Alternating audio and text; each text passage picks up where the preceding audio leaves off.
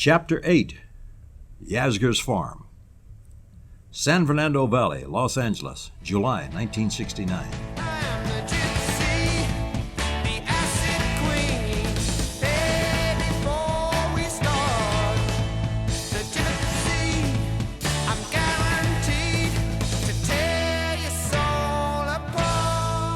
I gunned the Honda 350 away from the spotlight, leaving behind the Southern California sports cars, luxury cars, cult cars, and convertibles. I was upshifting to 50 miles per hour cruising speed, heading north on Van Nuys Boulevard. The cinnamon girl was snuggled to my back, her blonde hair flowing in the wind and swirling around to tap lightly in my face, entangled with my own shoulder-length hair. The orange tabs we dropped 15 minutes earlier was beginning to put us right. Ahead was Devonshire Downs, and the biggest outdoor concert ever staged. I couldn't get much higher. The low moments would come later in the valleys that counter the peaks of LSD High, when for a few minutes the reality of what I was doing would pull me up short. Kate knew I wanted to take this trip. She put it together for me. At our home, the three of us had dropped the sunshine together. Kate had left for the concert in the Porsche, alone. Leslie and I had straddled the motorcycle and turned west on Victory Boulevard, out to Van Nuys Boulevard, then up to Devonshire Downs. The traffic into the famous horse racing facility was tremendous, even by Los Angeles standards. The Honda was able to maneuver close to an entrance. Now Leslie and I were moving our way through the huge crowd, getting as close to the stage as possible. We found an ideal spot near the lighting platform, which was about 100 feet away from the center stage. The Chambers brothers were singing, "People get ready. There's a train a-comin'. You don't need no ticket. You just climb aboard. You don't need no ticket. You just thank the Lord." Leslie and I lay back on the ground looking at the smoggy sky. Helicopters buzzed back and forth overhead, ferrying artists from the hotels to the backstage area. Probably a couple of LAPD choppers keeping a close eye on the happenings down below, too, I was thinking. A big jet taking off from Burbank turned back heading eastward as Jimi Hendrix came out, attacked his guitar, and made it sing the Star-Spangled Banner. Then it was Jefferson Airplane's turn, playing all my favorites. But what really was flipping us out was the light show on the giant screen behind the band. Brilliant colors segued in and out, meshed, then disappeared, only to return in a different form. "This is really high art," I said to Leslie. "Far out," she replied. I could see the lighting director, Glenn McKay, at work on the lighting platform. When the images on the screen began to flutter, I realized Glenn was actually vibrating the slides with one hand while flipping switches and rearranging slides with the other hand. I'm sure he had a plan, but it seemed to me he was making up most of his moves in response to the music. It was too frantic to be anything but spontaneous. By 1 a.m., we were all three back at the house in North Hollywood. Kate said she loved the concert as much as we did. She felt our presence among the 100,000 music fans there. We were all connected. We smoked a lot of grass, trying to take the edge off the LSD.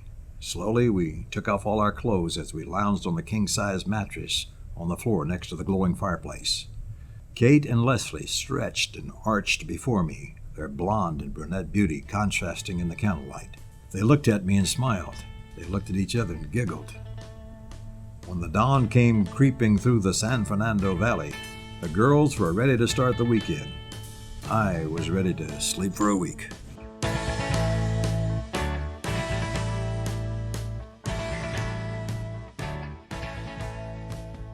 In 1969, Pete Townshend wrote "Acid Queen" as an anti-drug song, which is evident from the lyrics. However, U.S. Vice President Spiro Agnew used this song as an example of rock's bad influence on high drug use.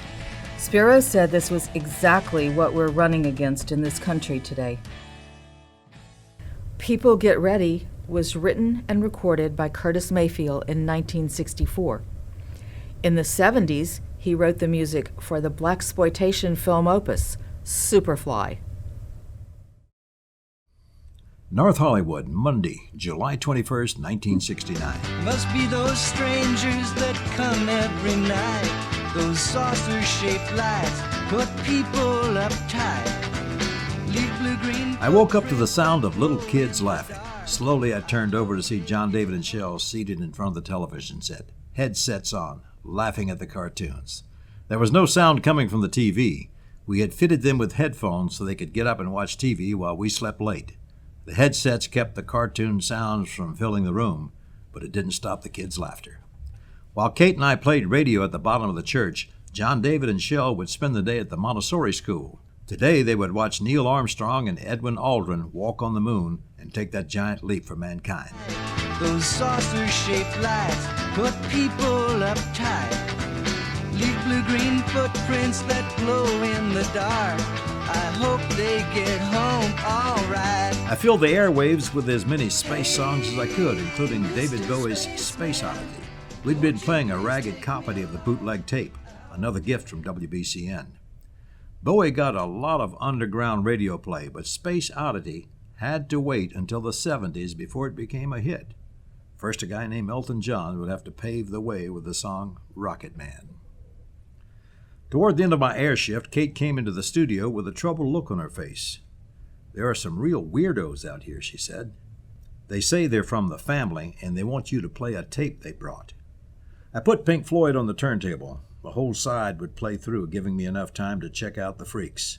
I met them in the big outer studio close to the street, where Kate had kept them from entering the hallway leading to the control room. There were 4 interesting-looking young women, 1 guy, and a child the age of my own kids. "What do you got?" I asked. "A real smash," the guy said. "Your song?" I asked. "No," he replied. "It's by the head of our family, a super talent you'll be hearing a lot about in the music world." "Oh, yeah?" I said. "What's his name?" "Charles Manson," one of the girls gushed out, like he was some kind of god. "Well, I'd be happy to keep your tape and give a listen when I finish my show," I said. "We have a tape machine in the truck. Why don't you just listen to it now?" the guy insisted. Kate was hesitant, but knowing I had plenty of Pink Floyd left on the turntable, I followed the family up the stairs onto Colorado Boulevard and into the back of a pickup truck parked in front of the Pasadena Presbyterian Church. There was a camper top over the pickup bed with a curtain strung across and above the tailgate, closing us off from the street sounds. We all sat on benches along either side of the truck bed while the guy threaded the tape machine. "Where y'all from?" Kate had to know. "We live on the old Spahn Ranch," one of the girls replied. Ken Rose had told me about the Spahn Ranch. All of the Gene Autry movies that I'd seen as a kid in Louisiana were shot there.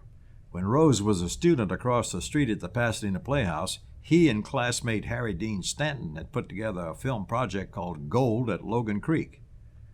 Harry Dean Stanton would eventually become a cult hero with a movie called Repo Man co-starring Emilio Estevez. But that first time out, Stanton and Ken Rose had struck out at the Spahn Ranch. They finally added a couple of porno scenes to their film and tried to market it under the title Revenge of the Virgin. Now, almost 20 years later, old man Spahn had become weak and feeble, finally taking whatever tenants he could get. He wound up with the Manson family. The girls became very friendly. "You guys should come visit us sometimes," they said. One of the girls, named Squeaky, had been pulling hair out of her head the whole time and then embroidering it into a vest. "Nice work," Kate complimented her. "Oh, it's something I'm making for Charlie," she replied proudly. The song by Charlie Manson was nothing I would consider putting on the air, but I wanted to be diplomatic. "Not bad," I said. "Tell you what, I'll play this tape for the other DJs and try to get some excitement going for you." They liked that idea, and Kate and I kept smiling as we eased out of the camper truck. Back in the studio, I tried to shrug off the contact with these people. We were the pulse of the city. You opened the mic, you never knew who was listening. Anybody could decide they wanted to be your best friend. When Pink Floyd ended, I pulled out an old 45 RPM from the 60s called the Purple People Eater, and then I queued up the birds. Hey, Mr. Spaceman, won't you please take me along? I won't do anything wrong. Hey, Mr. Spaceman, won't you please take me along for a ride?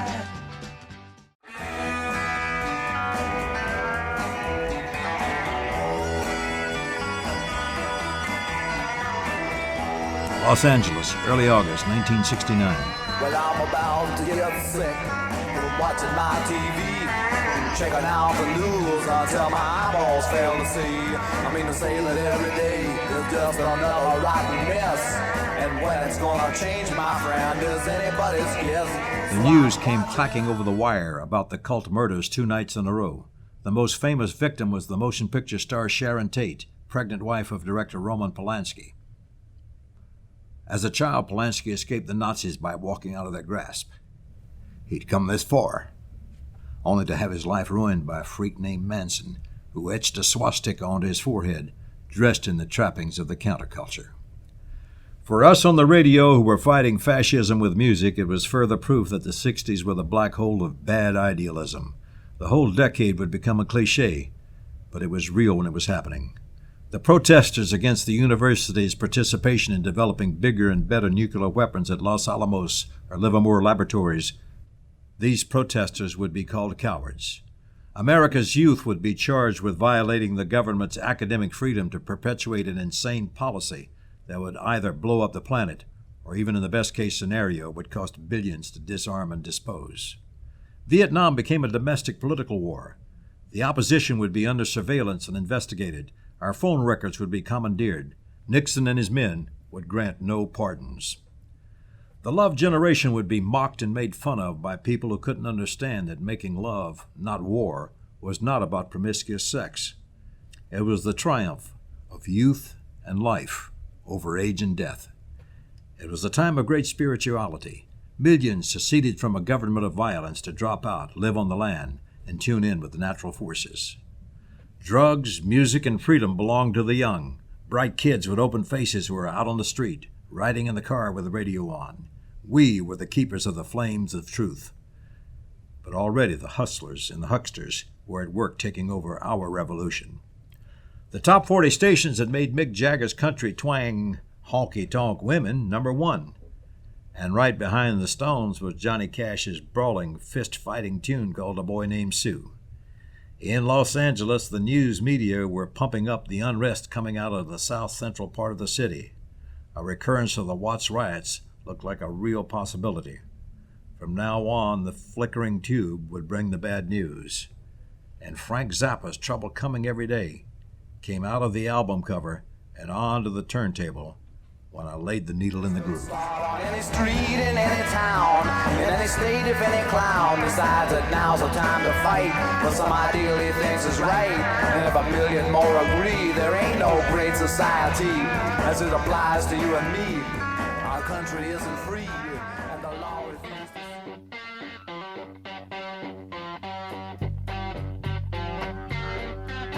Bethel, New York, August 1969.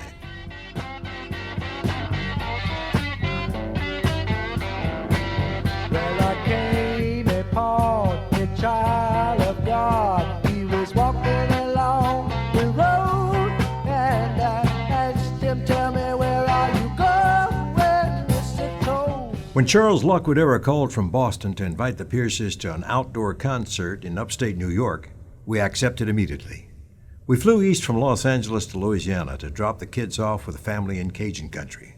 Boarding a plane at New Orleans Moisant Airport, the long-haired kid caught my eye. He was carrying a backpack with the word Woodstock scribbled on it. Charles said this was going to be a big happening. He called it right. Charles was on the air at WBCN when we arrived at Logan Airport, so he sent a limo to pick us up. While KPPC was still virtually underground and struggling, the Boston Rocker was already successful, with a savvy sales staff and knew how to trade for limo service. Inside WBCN studios, we walked past the group of excited young people who did all the tedious work of keeping a station on the air. Kate cleared the path with the simple statement, "We're the Pierces from KPPC Los Angeles. Show us to Lockwood Era." Charles leaped from his DJ chair to greet us. This was our first meeting since he left Los Angeles 8 months earlier. We collected basic necessities like sleeping bags and drugs.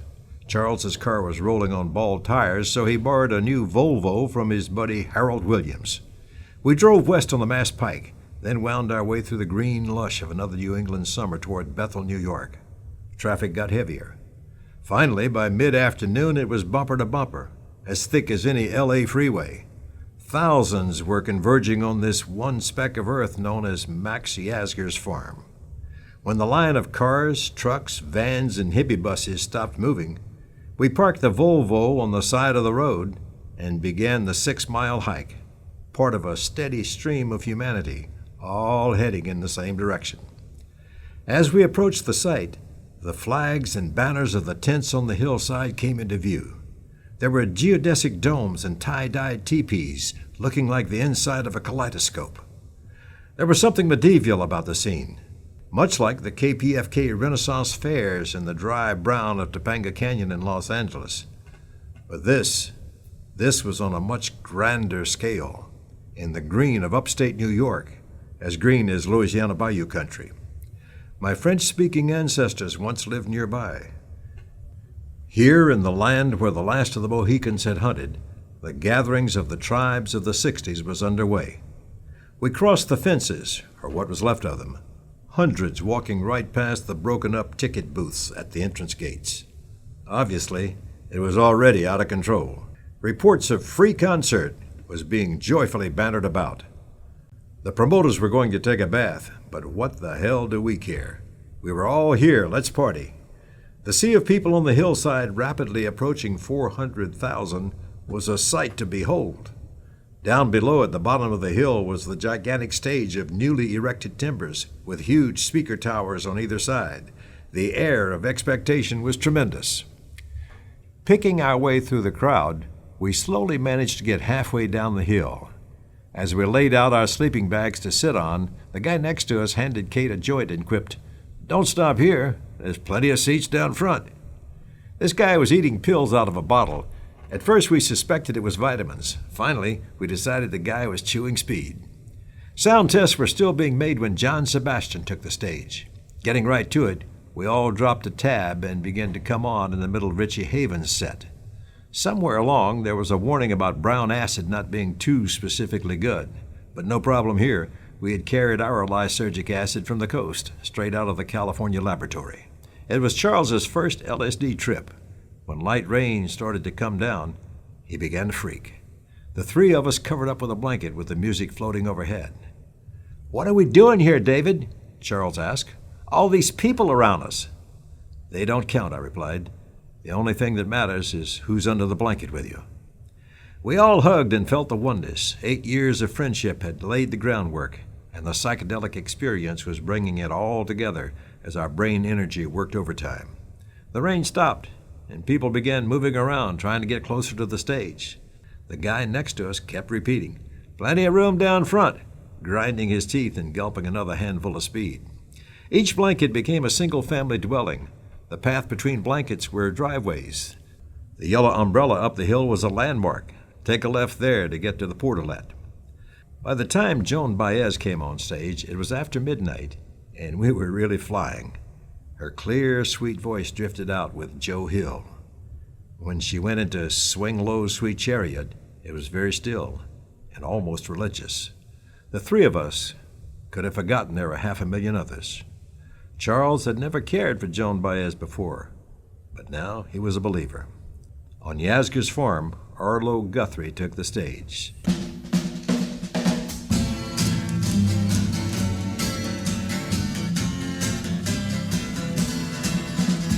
Coming in from London from over the pole, flying in a big airliner, chicken flying everywhere around the plane. Could we ever feel much finer? Coming into Los Angeles, bringing in a couple of keys. Don't touch my bags if you please, Mr. Customs Man. Arlo took a guitar ride, sang the final verse, and acknowledged the applause before he began his famous rap. Probably the most relevant thing said at Woodstock. "Yeah, it's far out, man," Arlo said. "I don't know how many of you can dig how many people there are. Like I was rapping to the fuzz, right? Can you dig it, man? There's supposed to be 1.5 million people here by tomorrow night. Can you dig that? New York State Thruway is closed, man." Arlo laughed maniacally. "Ha ha! Yeah, a lot of freaks! Ha ha ha!" He laughed again. The thump, thump, thump of the helicopters moved artists into the sight. It was reminiscent of Devonshire Downs in the San Fernando Valley, looking up at the heavens, laying in the grass with the cinnamon girl. "You can't stage one of these things without a chopper," I observed. Just like you can't stage a war without 'em, Kate added. Charles Laquadera asked, "You think they'd try to bust all 500,000 of us?" "It would be a hell of a try," I said aloud, wondering just how deep our paranoia ran. The power of love and music flowed over us until dawn, Charles often repeating, "So it comes down to who's in the blanket with you." Every time the crowd began to move around, the guy next to us, like a crazed carny show barker, shouted the promise to the multitude of great seats down front. Saturday morning daylight came with no sunrise, only a dull gray sky and light rain. Already, the mud was becoming thicker than the love and music that had flowed all night. Had there been another band ready to play, we probably wouldn't have moved. But all of a sudden, there was a great big empty moment. Even a good acid trip leaves you tired, worn out, and wasted. As we looked around at the sea of mud and bodies, a kid walked by whose acid trip was obviously of the bad old brown kind. Barefooted, bare-chested, mud in his hair and face, he asked zombie-like if anybody had seen Jeannie. The meeting of the tribes was going to have a downside. "Do you guys really want to be here?" Charles asked. "I think it's going to get real crazy," Kate said. "This is a king-size disaster area. I just tried to get to the John, and everybody's relieving themselves anywhere they can. The lines are 30 minutes long. We're going to have a health problem here by tonight. There are no phones out here. I want to call the kids. I feel stranded." I took a long look at the multicolored muddy hillside. This was probably the biggest gathering ever of the drugged-out society. Winners and losers all. This was the rise and fall of the counterculture, all in one weekend. I would wash off the mud. The lyrics would fade. But I'd never forget the emotion. "Well, all the inbound roads are blocked," I said. "There's not enough food and water to go around. I think I've had enough fun for a while. You're not waiting on me." "You guys find the sleeping bags," Kate ordered. "Leave 'em," Chuck replied. "We put a lot of good vibes on them. Some poor bastard's going to need a place to lay his head." The rain started again, and we walked slowly, mechanically, past the apple trees along the road, heavy with green fruit, past the miles of vehicles with bumper stickers reading, "ABM, America's Biggest Mistake." There was a steady stream of concert-goers still headed towards the big event. Some had tickets in hand, admitting them to the Woodstock Music and Art Festival. "How much farther?" they asked hopefully. "We've walked over 10 miles. "You're almost there," Charles reassured them. "Don't worry. Plenty of good seats down front." He chuckled uncontrollably. We zeroed in on Harold Williams's Volvo by dead reckoning, walking past it at first before the light bulb clicked on. An oasis in the desert never looked so good. The traffic coming in was indeed gridlocked, but only a few cars were heading out the one open lane. We stopped after an hour's drive, rented a motel room, and slept until Sunday morning. By sundown Sunday, we were within earshot of WBCN, and the news of Woodstock was crackling over the airwaves. It was technologically a disaster, poorly organized, but overwhelmingly attended. It was temporarily New York's third largest city. Abby Hoffman was thrown off the stage when he tried to interrupt the Who's performance of "We're Not Gonna Take It," and 500,000 people had responded when Country Joe McDonald led the cheer. 1, 2, 3, what are we fighting for? The Woodstock Nation had been born. A few blocks from WBCN, a tire went flat on Harold Williams's Volvo. But we didn't have the energy to change it, so we rolled in on the rim. For years, Harold Williams would brag that his car had gone to Woodstock. He hadn't, but from the looks of his Volvo, he was kind of glad he didn't take the trip.